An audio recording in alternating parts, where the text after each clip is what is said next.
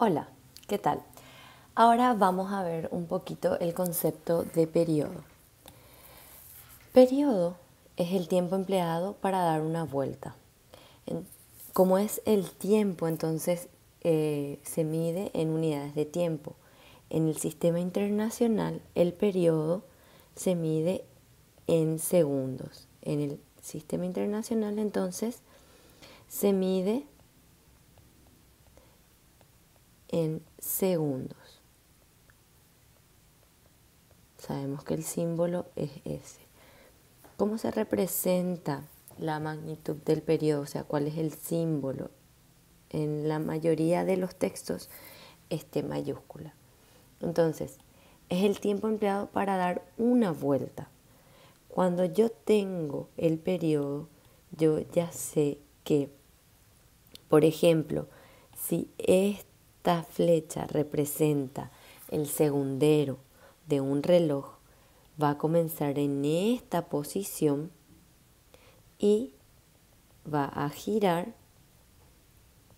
va a completar la vuelta al cabo de un periodo, o sea, un tiempo igual a 60 segundos, o sea, un minuto. Lo mismo podemos tener, por ejemplo, si es el minutero, el que marca el minuto. Entonces, ¿en cuánto tiempo va a dar una vuelta? El tiempo empleado para dar una vuelta es 60 minutos. O sea, en una hora da una vuelta completa. Y otro, por ejemplo, puede ser el de la hora, el que marca la hora, ¿verdad? Entonces, el que marca la hora da una vuelta en 12 horas. Entonces, yo de esa manera puedo saber el periodo de algunos sistemas que son repetitivos, o sea, repiten la posición al cabo de cierto tiempo. También podemos pensar en el periodo terrestre, ¿verdad? Tenemos el eje, ¿sí? El eje, y vamos a tratar de dibujar una esfera. Entonces, nuestra esfera va a ser así, y aquí esta va a ser nuestra esfera, ahí, ¿verdad? Y bueno, más o menos está algo así, este lado, ahí. Ok, entonces, ¿en cuánto tiempo gira alrededor de su eje? Y el tiempo de giro, o sea, sería un día, entonces son 24 horas. Después, ¿qué más puedo tener con respecto al sol, verdad? Entonces acá está el sol y la Tierra gira alrededor del sol. En ese caso, el periodo, ¿cuánto va a ser? 360 días aproximadamente. Entonces, ese es el concepto de periodo. Ahora vamos al concepto de frecuencia. Frecuencia es el número de vueltas. Número de vueltas en el tiempo empleado. Y eso me va a dar el número de vueltas en la unidad de tiempo. Tiempo empleado. Podemos sacar la relación también entre el periodo y la frecuencia teniendo en cuenta esta ecuación. Yo ya sé que si tengo acá un periodo arriba, la cantidad de vueltas es 1, ¿verdad? Entonces esa va a ser la relación entre el periodo y la frecuencia que podemos escribir aquí. A ver. Entonces ponemos así. Relación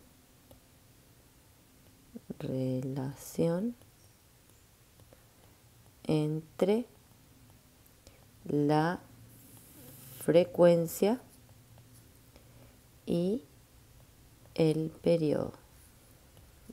La relación entre la frecuencia y el periodo. Entonces, frecuencia. Cuando tengo una vuelta, sé que el tiempo transcurrido es igual al periodo. La unidad de medida de la frecuencia en el sistema internacional,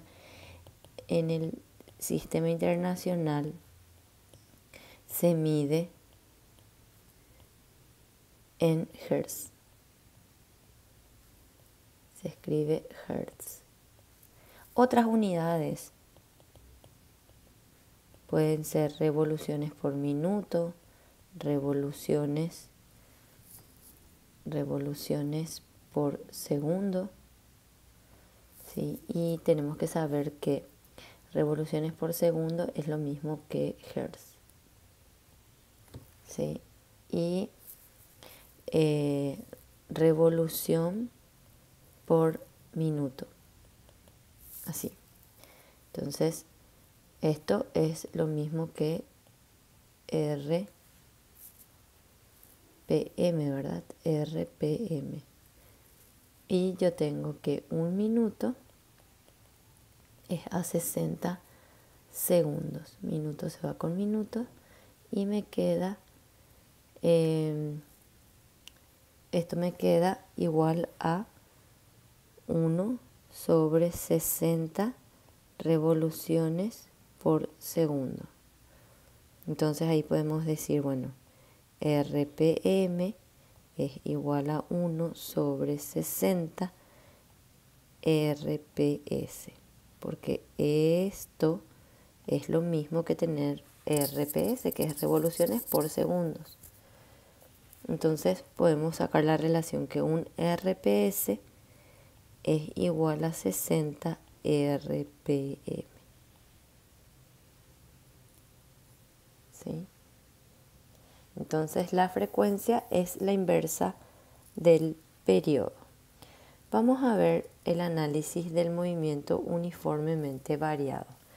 Cuando vamos a trabajar con el movimiento uniformemente, sabemos que la aceleración es constante. Entonces acá es circular. ¿Qué quiere decir eso? Que la aceleración instantánea angular es igual, o sea, coincide con la aceleración angular media para cualquier intervalo de tiempo. ¿Sí? Tiene el mismo valor.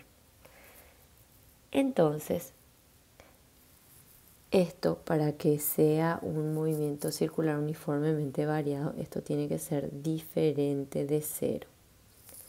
Esa es una de las condiciones.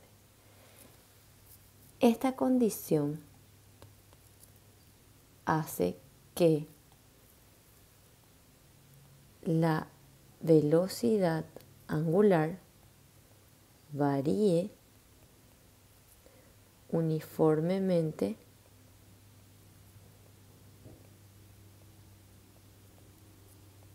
con el tiempo. Ok, muy bien. Bueno, ahora vamos a tener en cuenta la definición y sabemos que la aceleración instantánea es la derivada de la velocidad angular con respecto al tiempo. Nosotros sabemos que esto es igual a una constante. ¿Sí? Esto es igual a una constante. Al ser igual a una constante, nosotros podemos tomar esta parte y resolver una integral bastante sencilla. Entonces decimos la diferencial velocidad angular es igual a alfa por la diferencial tiempo. Integramos ambos miembros y ¿qué tenemos? Velocidad angular y los límites. los límites. Para tiempo igual a 0 voy a tener una velocidad angular inicial. Para tiempo igual a t voy a tener una velocidad angular final. Entonces acá va a ser desde velocidad angular inicial a la final. Y es igual alfa sale, entonces me queda tiempo entre los límites 0 hasta t. Acá hago la resta correspondiente,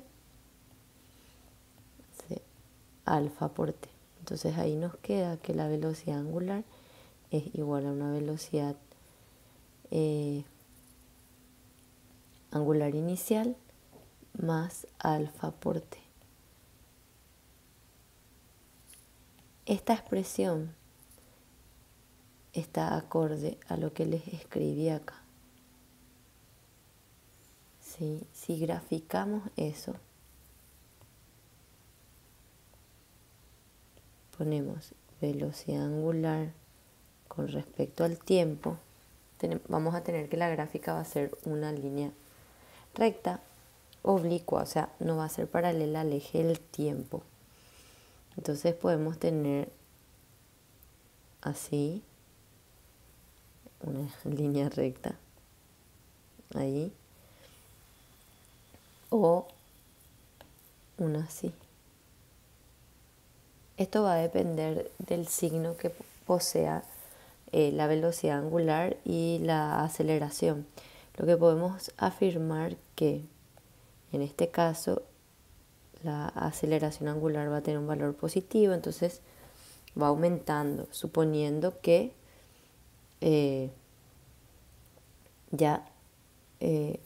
va aumentando y aquí va a ir disminuyendo. Fíjense cómo el valor va a ir va bajando. Con esta línea rosada nosotros tenemos que alguna vez la velocidad angular va a ser igual a 0. Cuando analizamos la línea roja, nunca se aproxima al 0. Entonces, este viene a ser un movimiento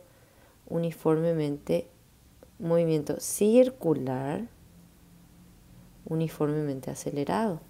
Y esto es un movimiento circular uniformemente retardado.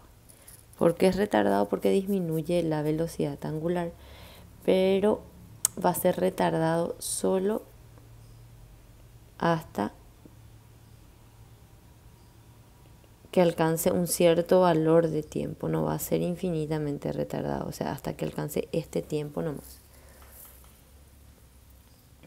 Esta entonces es la ecuación de la posición. Ecuación de la posición con respecto al tiempo.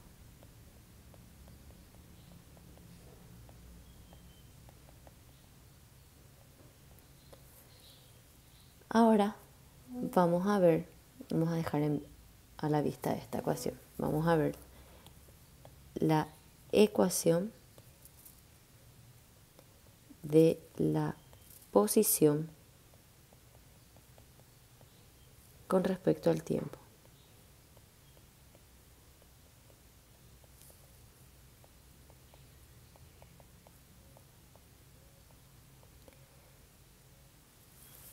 Y la posición se relaciona con la velocidad,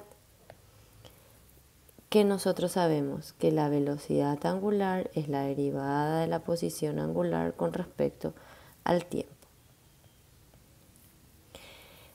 Nosotros queremos hallar la posición respecto al tiempo, entonces despejamos la diferencial θ es igual a omega por dt.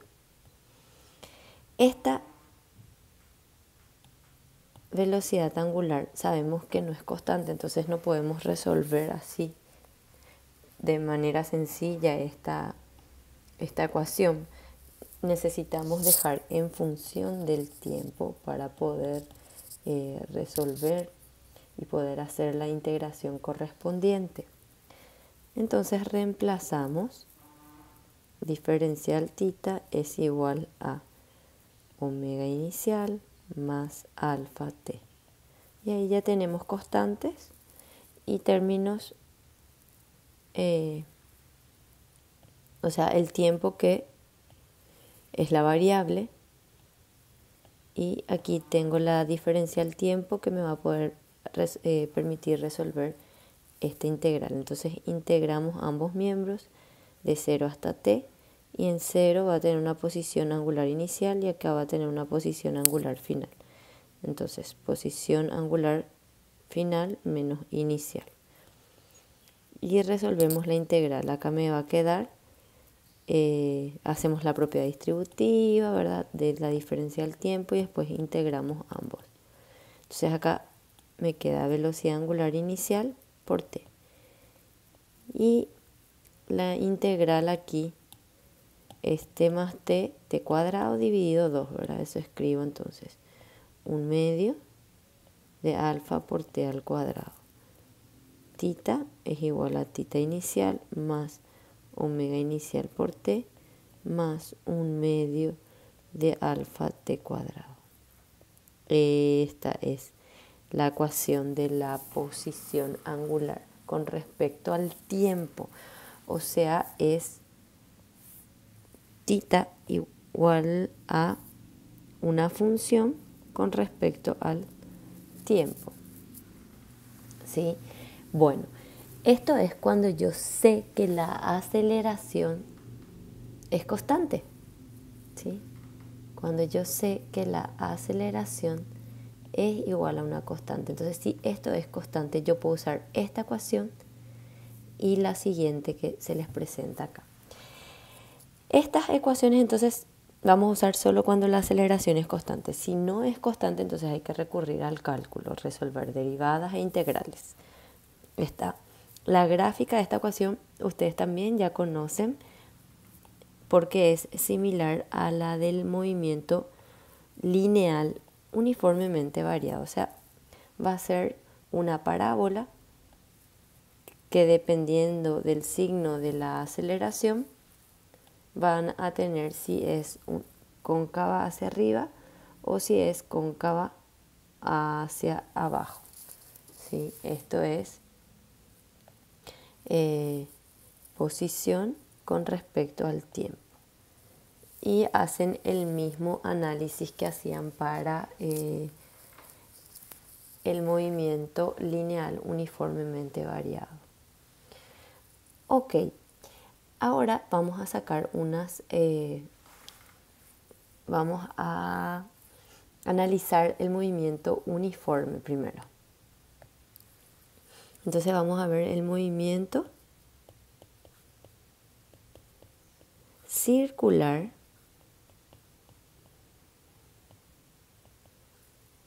uniforme. El movimiento circular uniforme es simplemente cuando yo tengo que la aceleración angular es 0. ¿Sí? La aceleración angular es 0. Entonces, si la aceleración angular es 0, ¿qué vamos a tener? Vamos a tener que la ecuación que está aquí, esto va a ser 0. Entonces me queda, ¿qué cosa? Que la velocidad angular inicial se mantiene a lo largo del tiempo. Esto se hace 0. Entonces finalmente omega es igual a omega inicial. Y aquí en tita es igual a tita inicial más omega inicial por tiempo más 1/2 de alfa t cuadrado. Esto se hace 0. ¿Y qué me queda? Tita es igual a tita inicial más omega inicial por tiempo. ¿Sí? Entonces, esas son las ecuaciones para un movimiento circular uniforme. Hay mucha semejanza, similitud entre el movimiento lineal uniforme y lineal uniformemente variado. Las ecuaciones son de la misma forma, nada más las variables son distintas, ¿verdad? O sea, tienen símbolos distintos. Bueno, ahora quiero sacar las relaciones que hay entre las magnitudes lineales y las magnitudes angulares. Vamos a ver si me entra en este espacio. Entonces vamos a escribir acá así. Relación entre magnitudes que ya habíamos visto en uno de los videos anteriores. Magnitudes lineales y angulares.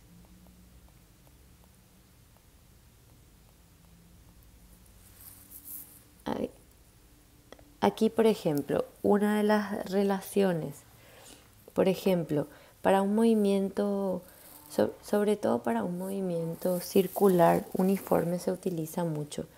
La velocidad angular es el cambio de la posición angular con respecto al tiempo. Yo sé que para un desplazamiento igual a 2pi, que es una vuelta, el tiempo empleado es el periodo. Entonces, omega es 2pi sobre periodo. Después también, esta es que se mide en radianes sobre segundos. ¿Qué más teníamos? También sabemos que, por ejemplo, la velocidad lineal era igual al producto omega cruz r. ¿Sí? Entonces, V es igual a omega r seno.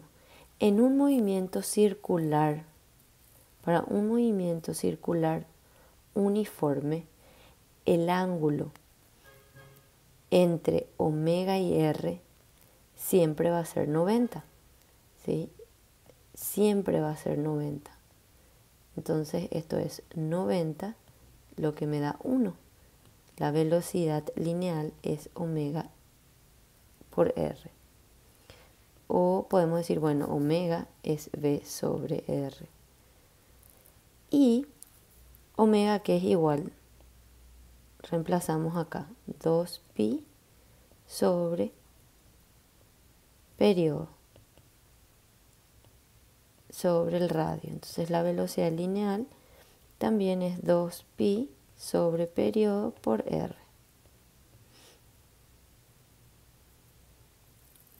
Ahí está. Otra manera de encontrar la relación entre la velocidad lineal y la angular, es decir, bueno, la velocidad lineal en un movimiento uniforme es el espacio recorrido, ¿verdad?, sobre el tiempo empleado.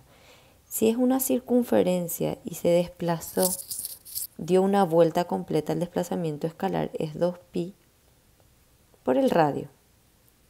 Y el tiempo empleado es un periodo porque dio una vuelta.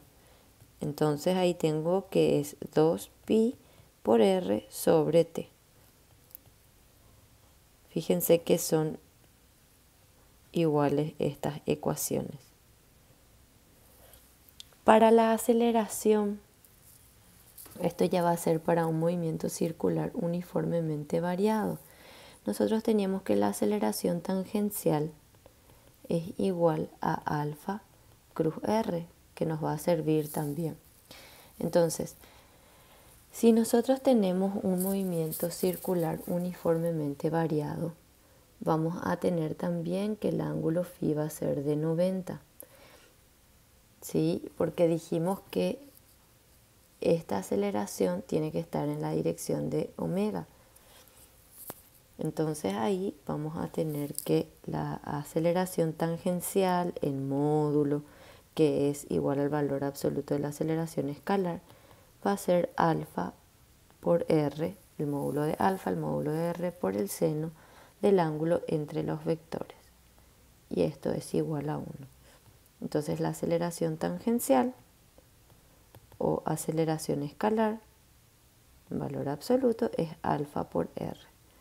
Podemos escribir nomás ya así, porque vamos a trabajar solamente con el módulo. Muchas gracias.